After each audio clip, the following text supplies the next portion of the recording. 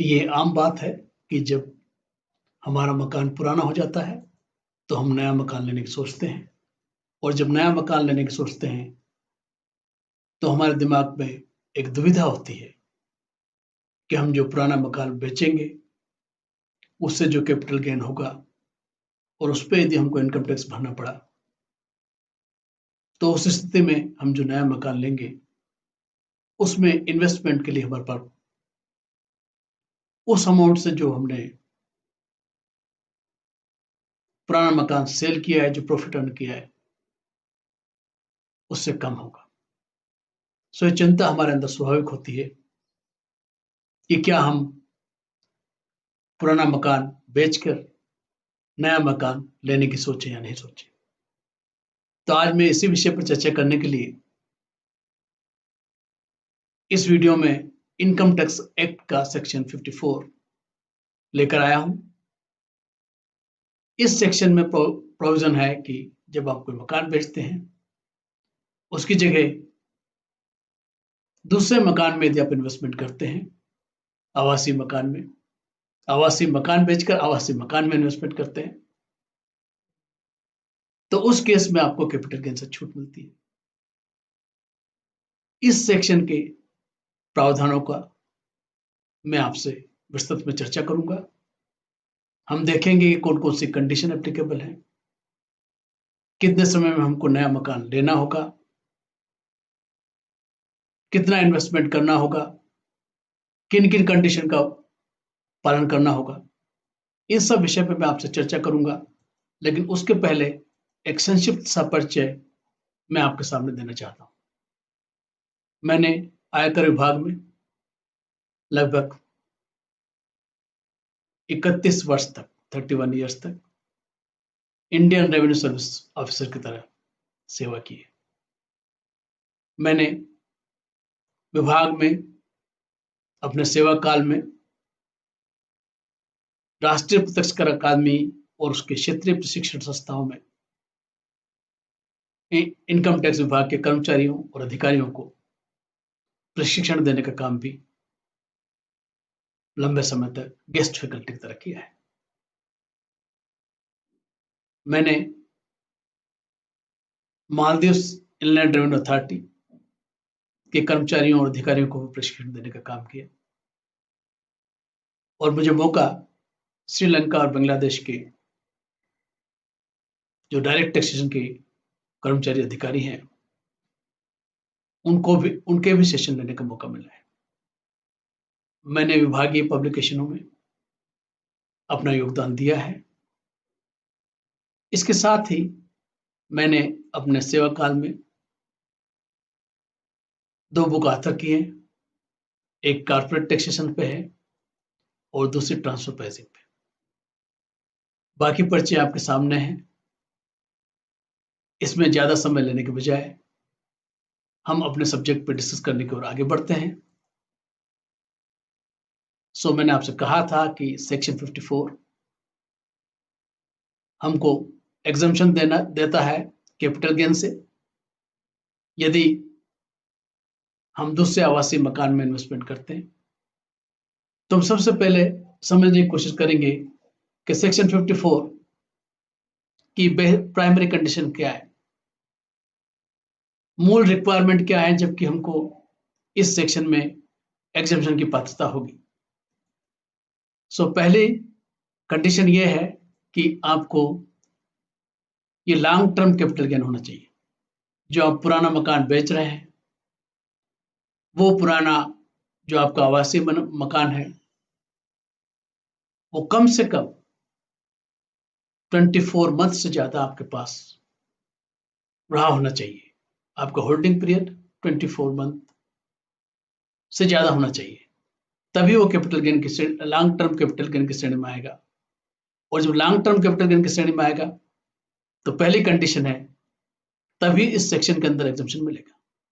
दूसरा, जैसा मैंने बोला आपसे कि जो कैपिटल गेन है वो ट्रांसफर ऑफ रेजिडेंशियल हाउस से होना चाहिए। आपका जो पुराना मकान है रेजिडेंशियल, उसके ट्रांसफर से होना चाहिए। आपका कोई कमर्शियल बिल्डिंग है, कोई फैक्ट्री बिल्डिंग है, कोई शॉप है, उसमें प्रोविजन अप्लीकेबल नहीं है। ये प्रोविजन सिर्फ अप्लीकेबल है जो आपका रेजिडेंशियल हाउस है उसको आप सेल करते हैं तब। इसके बाद इसकी ये भी कंडीशन है कि ये प्रोविजन सिर्फ अप्लीकेबल है इंडिविजुअल मतलब व्यक्ति और HUF जो हिंदू यूनाइटेड फैमिली होती है उसके जो रेजिडेंशियल हाउस हैं यदि वो ट्रांसफर किया गया तभी एप्लीकेबल होगा। दूसरी बात जो मैंने पहले आपको क्लियर किया था कि यदि आपका जो रेजिडेंशियल हाउस है यदि वो कमर्शियल है, वो आपका बिजनेस एसेट है और वो बिजनेस इनकम की तरह उसका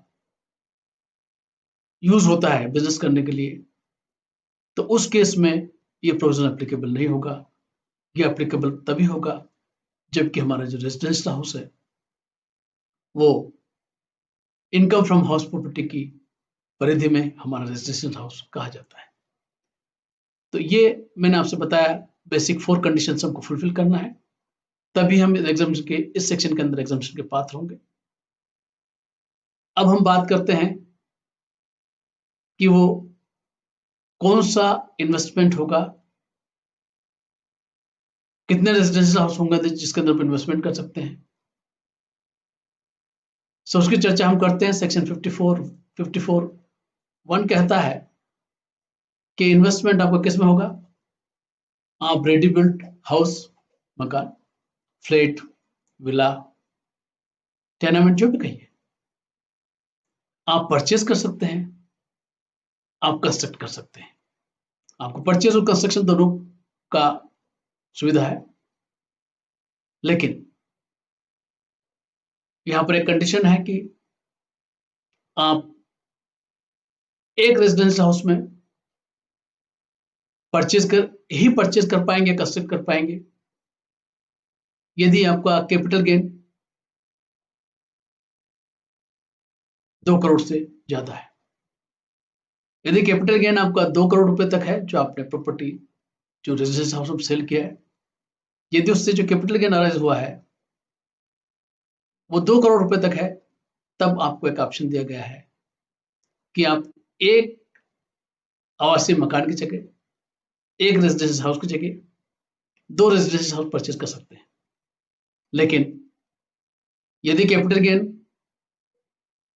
2 करोड़ से ज्यादा है तो उस केस में आपको जो ऑप्शन है वो सिर्फ एक ही रेजिडेंशियल हाउस में इन्वेस्टमेंट करने का है। इसके बाद एक और इंपॉर्टेंट चीज है कि यदि आपने एक बार एक असेसमेंट ईयर के लिए या जिस फाइनेंशियल की बात करें जिसके अंदर आप प्रॉपर्टी सेल कर रहे थे, एक बार आपने 2 रेजिडेंशियल हाउस का ऑप्शन को यूज कर लिया तो फिर आप किसी दूसरे ईयर में उस ऑप्शन को यूज नहीं कर पाएंगे। सो आपका इन्वेस्टमेंट जो 2 रेजिडेंशियल हाउस की बात कर रहे हैं हम, जब आपका कैपिटल गेन 2 करोड़ तक है, वो ऑप्शन आपको अपने लाइफ टाइम में एक ही बार अवेलेबल है, अभी तक जो हमारे इनकम टैक्स एक्ट के जो प्रोविजन है उसके मुताबिक। आगे हम बात करते हैं कि हमने ये तो बता दिया कि इन्वेस्टमेंट रेजिडेंशियल हाउस में करना पड़ेगा, वो एक हो सकता है या 2 हो सकता है, जो हम कंडीशन जो डिस्कस की यदि वो फुलफिल होती हैं तो। अब क्वेश्चन आता है कि ये इन्वेस्टमेंट जो हमको बताया गया कि आप रेजिडेंशियल हाउस परचेज कर सकते हैं या कंस्ट्रक्ट कर सकते हैं, तो उसका ऐसा तो नहीं कि अनलिमिटेड टाइम हमको मिलेगा। सो ये कितने पीरियड में हमको कंस्ट्रक्ट करना पड़ेगा, इसका प्रोविजन भी सेक्शन के अंदर किया गया है। सो इसमें कहा गया है कि आप जो रेजिडेंशियल हाउस आपने सेल किया है, ट्रांसफर किया है, उसके 1 साल के पहले विद इन 1 ईयर भी आप परचेज कर सकते हैं।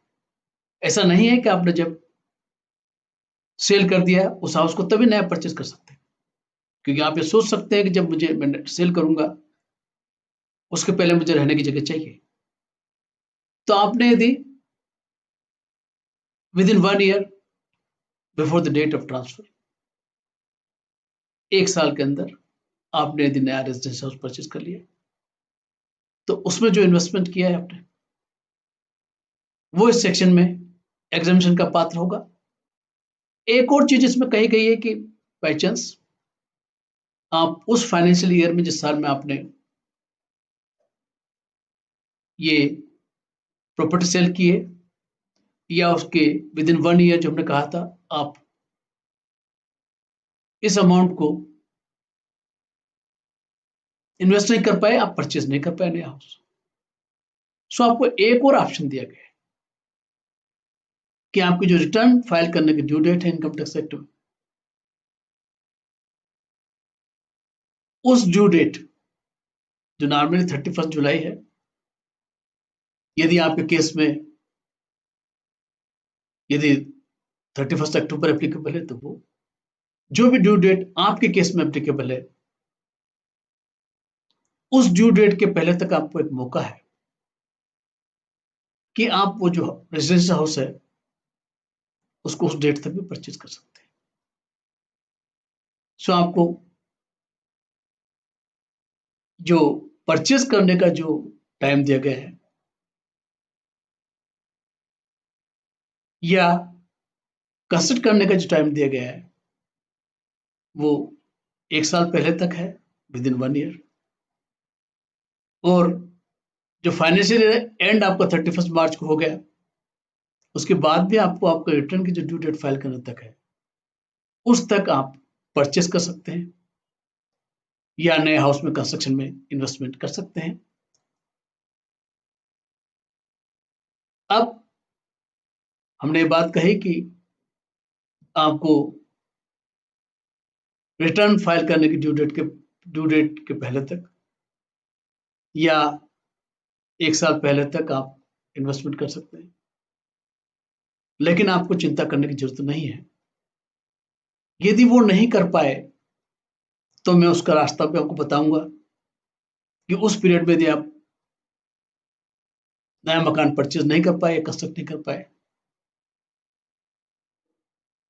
तो क्या होगा, क्या हमको फर्दर एक्सटेंडेड टाइम उसके लिए अवेलेबल है, उसकी मैं चर्चा आपसे करूंगा। लेकिन पहले हम समझ लें कि यदि वो एक्सटेंडेड टाइम जिसकी मैं बात करने वाला हूं, यह जो टाइम हम ऑलरेडी डिस्कस कर चुके, उसके अंदर यदि आपको जो कैपिटल गेन हुआ, वो पूरा कैपिटल गेन आप इन्वेस्टमेंट कर देते। फॉर एग्जाम्पल, मैं एक रेजिडेंशियल हाउस बेचता हूं, उससे मुझे 50 लाख का कैपिटल गेन होता है। मैं कैपिटल गेन की बात कर रहा हूं, फुल वैल्यू ऑफ कंसिडरेशन की बात नहीं कर रहा हूं। जो कंप्यूटेशन के बाद कैपिटल गेन आता है वो 50 लाख है, और मैं 50 लाख या उससे ज्यादा का इन्वेस्टमेंट नए हाउस में करता हूं। नया हाउस जो मैंने बताया आपको कि यदि 2 करोड़ से कम है, तो मैं 25-25 लाख के दो मकान भी ले सकता हूं। सो यदि मैंने मेरा जो कैपिटल गेन था, तो पूरा मैं इन्वेस्टमेंट कर दिया, या उससे ज्यादा मैंने नए हाउस में इन्वेस्टमेंट कर दिया, तो उस केस में मुझे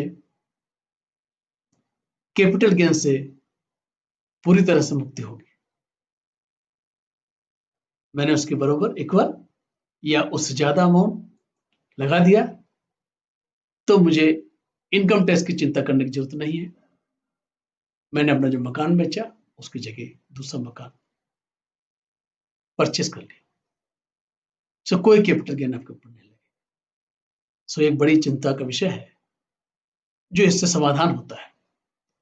अब कभी कभी ये भी संभावना होती है कि मैंने नया मकान लिया और वो मुझे पसंद नहीं आया, या ऐसी कोई सर्कमस्टेंसेस क्रिएट हो गई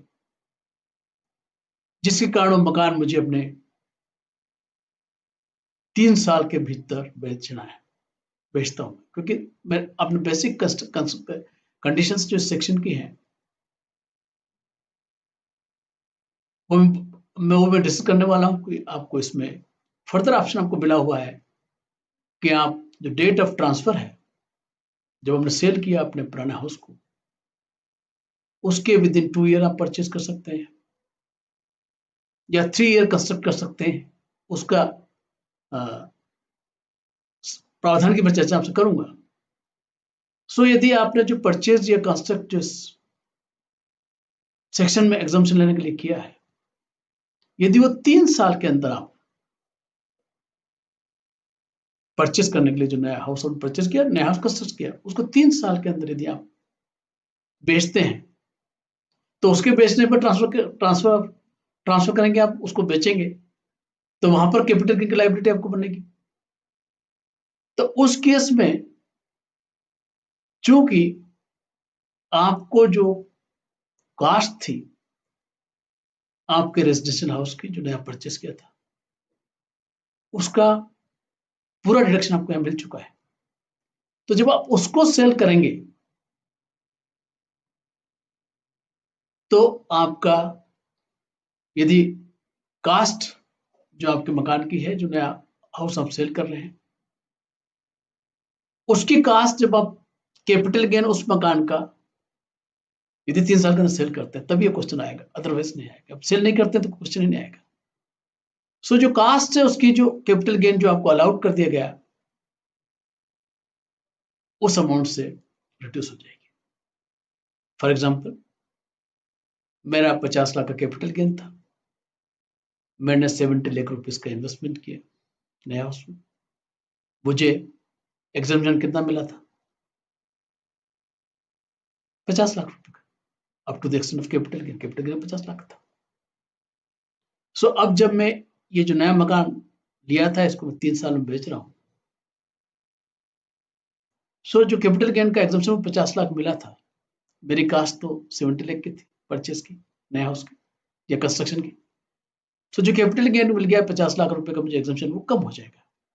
तो आप जब सेल करेंगे, यदि 3 साल के अंदर सेल करते हैं तो उसकी कास्ट सिर्फ 20 लाख रुपीज मानी जाएगी कैपिटल गेन कंप्यूट करने के लिए नए हाउस की। तो ये आपको चिंता करने की जरूरत नहीं है यदि आपको बेचना नहीं है तो। यदि 3 साल के बाद आप बेचेंगे तो जो आपकी जो कास्ट है जो आपने लगाया 70 लाख रुपीज, और उस पर यदि इंडेक्शन का बेनिफिट मिलता है वो भी आपको मिलेगा। सो ये एक प्रोविजन है, यदि 3 साल के अंदर आप सेल करते हैं तो उस केस में आपको जो आपका जो नया मकान परचेस किया था उसको आप सेल कर रहे हैं तो उसके कास्ट कंपटीशन में आपको जो कैपिटल गेन का एग्जाम्पशन का बेनिफिट मिला वो कम हो जाएगी। दूसरी सिचुएशन ये हो सकती है कि हमने पूरा अमाउंट जो कैपिटल गेन का है, जैसे मैंने बताया मुझे 50 लाख रुपए का कैपिटल गेन हुआ, मैंने मकान बेचा था, मैं पूरे अमाउंट को नहीं इन्वेस्टमेंट करता हूं, नए रेजिडेंस हाउस से छोटा मकान ले लेता हूं 25 लाख रुपीज का। सो उस केस में मुझे पूरे कैपिटल गेन से एग्जाम्पशन नहीं मिलेगी, छूट नहीं मिलेगी। उस केस में मुझे पार्शियल एग्जाम्पशन मिलेगा। वो पार्शियल एग्जाम्पशन कितना होगा? जितना मैंने इन्वेस्टमेंट किया नया हाउस, मेरा 50 लाख का कैपिटल गेन था, मैंने इन्वेस्टमेंट किया 25 लाख का, तो मुझे एग्जाम्पशन कितना मिलेगा? 25 लाख रुपीस का। सो ये कैपिटल ये होगा। अब इसके बाद सेम सिचुएशन आती है कि यदि इस मकान को जो मैंने परचेज किया है नया, उसमें 25 लाख रुपीस जो मैंने लगाया था नया मकान 3 साल के अंदर में बेचने को बेच रहा हूं फिर से। सो उस केस में 25 लाख रुपीस जो मुझे एग्जाम्पशन मिला था, मेरा पूरा जो मकान की कास्ट थी नए के पूरा एग्जाम्पशन मिल गया था। तो उस केस में यदि 3 साल के बाद यदि मैं बेचूंगा तो कोई इशू नहीं, लेकिन 3 साल के पहले यदि मैं बेच रहा हूं तो उस मकान की जो कास्ट है, अपना नया हाउस जो 25 लाख में परचेस किया था 25 लाख रुपए, वो आपके नए हाउस को सेल कर रहे हैं 3 साल के अंदर, तो कैपिटल गेन में उसकी कास्ट 0 मानी जाएगी। सो ये एक प्रोविजन है। अब जैसा मैंने आपको बोला था कि हमारी बेसिक कंडीशन ये थी कि आप 1 साल पहले तक परचेज कंस्ट्रक्ट कर सकते हैं transfer with up to the due date of return of file करने की जो ड्यू डेट है उस तक आप परचेज या कंस्ट्रक्ट कर सकते, एक्सपेंडिचर कर सकते, इन्वेस्टमेंट कर सकते। लेकिन यदि सिचुएशन ये बनती है कि आप उस पीरियड के अंदर नया हाउस परचेज नहीं कर सकते या कंस्ट्रक्ट नहीं कर सकते, सो आप उसका इन्वेस्टमेंट अगेन कहता है कि ड्यूरिंग द फाइनेंसिंग की बात थी हमारी इन्वेस्टमेंट, हमने due date of furnishing return की बात कही थी कि उसके बीच में आपको करना है। यदि आप नहीं कर सकते उसको, सो आपको फर्दर ऑप्शन है, आप परचेज कर सकते हैं न्यू रेजिडेंस हाउस। ये आपको 2 की पात्रता जो मैं डिस्कस किया था, तो 2 परचेज कर सकते हैं within 2 years after the date of the transfer, या यदि आप कंस्ट्रक्ट करना चाहते हैं तो आपको फर्दर 1 साल की एक्सटेंडेड लिमिट है। सो आप परचेज करना चाहते हैं तो after the date of transfer within 2 years आपको परचेज करने के फर्दर ऑप्शन। और यदि आप कंस्ट्रक्ट करना चाहते हैं तो आप after the date of transfer, जो आपका पुराना मकान था, आप 3 साल के अंदर कंस्ट्रक्ट कर सकते हैं। अब आपके दिमाग में क्वेश्चन आ रहा होगा कि एक तरफ तो आप कह रहे हैं कि रिटर्न जो ड्यू डेट उस तक करना है और रिटर्न को फाइल करना है ड्यू डेट, तो जब मैं इन्वेस्टमेंट यदि तब तक कर ही नहीं पाया तो इसका एग्जम्पशन कैसे क्लेम कर सकता हूं? आपका क्वेश्चन और आपकी शंका वाजिब है। तो इस शंका का समाधान हम करेंगे सेक्शन 54(2) के प्रोविजन से, जो कहता है कि यदि आपने रिटर्न फाइल करने की ड्यू डेट तक आप यूज नहीं कर पाए परचेज में या कंस्ट्रक्शन, तो आप उस अनयूटिलाइज अमाउंट को कैपिटल गेन अकाउंट स्कीम 1988 है, उसके अंदर till the due date of filing of return जो आपके केस में एप्लीकेबल है, जो भी ड्यू डेट आपके लिए एप्लीकेबल है रिटर्न फाइल करने की,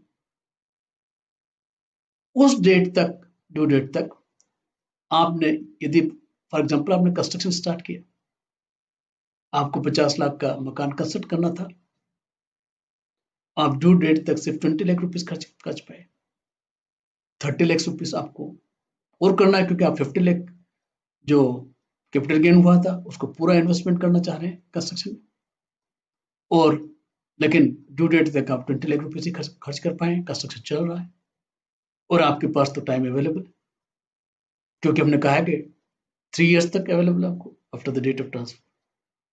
सो उस केस में आपका जो अनयूटिलाइज अमाउंट है, जो 20 लाख आपने खर्च कर लिया, 30 लाख जो बचे हुए आपके केस में, सो वो आपको गवर्नमेंट ने जो capital gain scheme account scheme notified किए, जो शेड्यूल्ड बैंक्स और फाइनेंशियल इंस्टीट्यूशन के अंदर जो नोटिफाइड है, उनके अंदर आपको अकाउंट खोलना पड़ेगा उस स्कीम के अंदर, और ये अनयूटिलाइज जो अमाउंट है आपको उसके अंदर डिपॉजिट करना पड़ेगा। और ऐसा नहीं कि उसी में डिपॉजिट रहेगा, ये आपके एग्जाम्पशन का है कि आपने रिटर्न जब फाइल कर रहे हैं तो हम मान रहे हैं कि आपने जो 20 लाख रुपीस जो कंस्ट्रक्शन में खर्च कर दिया, तब तक 30 लाख जो बचा हुआ है आपका, 50 लाख रुपीस आप नया हाउस में कंस्ट्रक्शन में खर्च करने वाले हैं, या माने कि परचेज आप नहीं कर पाए तो पूरा अमाउंट हो सकता है आप इस अकाउंट में जमा कर देंगे 50 लाख रुपए, क्योंकि आपका इंटेंशन है कि आप 2 साल के अंदर परचेज कर लेंगे हाउस। सो अब यहां पर क्वेश्चन ये आ रहा है कि आप कर नहीं पाए रिटर्न फाइल की ड्यू डेट तक, सो आपको ये ऑप्शन है कि आप जो अनयूटिलाइज अमाउंट है उसको, ये जो स्कीम है कैपिटल गेन अकाउंट स्कीम, उसके अंदर अकाउंट खोल के जमा कर दीजिए। तो जो आपने जमा किया वो भी आपको माना जाएगा कि आपने इन्वेस्टमेंट कर दिया जब आप रिटर्न फाइल कर रहे हो फाइनेंशियल का, जिस ईयर में आपका हाउस ट्रांसफर हुआ है। लेकिन अब आपको इसको खर्च करना पड़ेगा। यदि आपको परचेज करना था तो आपके लिए तो टाइम लिमिट फिक्स है, या कंस्ट्रक्ट करना है तो टाइम लिमिट फिक्स है। तो आप उस अकाउंट से पैसे निकाल के और आप उसको खर्च कर सकते हैं, और अपने जो टाइम लिमिट प्रिस्क्राइब्ड उसके अंदर परचेज कर लीजिए या कंस्ट्रक्ट कर लीजिए। अब यदि आपने उस स्कीम, जो कैपिटल गेन अकाउंट स्कीम है, उसके अंदर जमा तो कर दिया आपने, लेकिन आपने अमाउंट को पार्टली या फुली यूटिलाइज नहीं किया with in the time prescribed. क्या टाइम था आउटर लिमिट आपका? 3 years फॉर कंस्ट्रक्शन। सो यदि आपने उसको यूटिलाइज नहीं किया तो उस केस में जिस साल आपकी 3 साल का पीरियड खत्म हो जाएगा from the date of transfer, जो आपका अवेलेबल ऑप्शन था कि 3 years तक आप कंस्ट्रक्ट कर सकते हैं, within 3 year after the date of transfer. So वो जो पीरियड जिस साल में एक्सपायर होगा और आपके इस अकाउंट के अंदर जो अनयूटिलाइज अमाउंट रहेगा, जो आपने पर्पस किया था इन्वेस्टमेंट, जो स्पेसिफाइड इन्वेस्टमेंट था हमारा रेजिडेंस हाउस, आवासीय मकान, जिसको करने के लिए आपने इस अकाउंट के अंदर पैसे जमा किया था, यदि वो आपने यूटिलाइज नहीं किया तो जो ये अनयूटिलाइज अमाउंट रहेगा वो आपका चार्ज टू टैक्स हो जाएगा। आपको उसके ऊपर आपको टैक्स भरना पड़ेगा, क्योंकि वो जो आपने एग्जम्पशन क्लेम कर लिया था लेकिन आपने यूटिलाइज नहीं किया नया रेजिडेंस हाउस परचेज करने में। सो वो कैपिटल गेन के लिए चार्ज हो जाएगा, और उस साल में चार्ज होगा जिस साल के अंदर आपके 3 साल का पीरियड एंड होता है। तो ये मैंने बात कही आपसे कि एक ऑप्शन है हमारे पास कि यदि हम अपना आवासीय मकान बेचते हैं और यदि हम छूट चाहते हैं तो एक रास्ता है कि हम दूसरे आवासीय मकान में इन्वेस्टमेंट कर दें।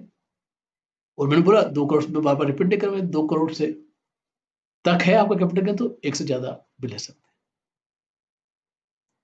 लेकिन मैं आपसे चर्चा करूंगा दूसरे और प्रोविजंस की,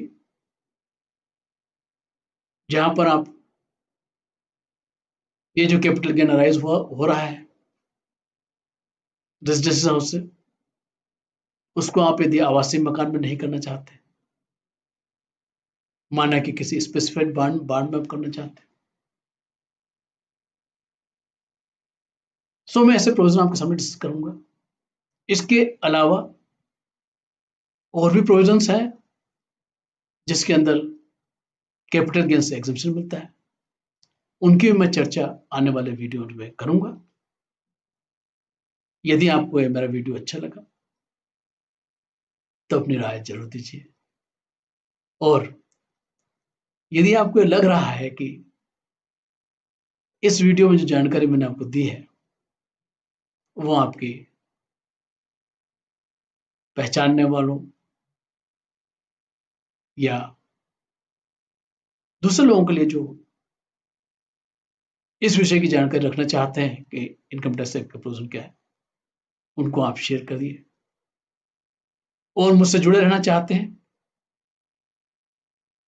आप भी इस लर्निंग के पार्ट बनना चाहते हैं,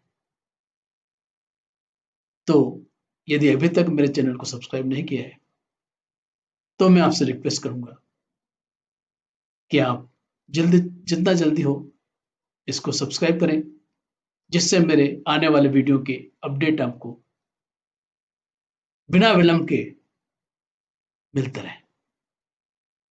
आपने मुझे सुना, इसके लिए मैं आपको धन्यवाद देना चाहूंगा। Thank you very much.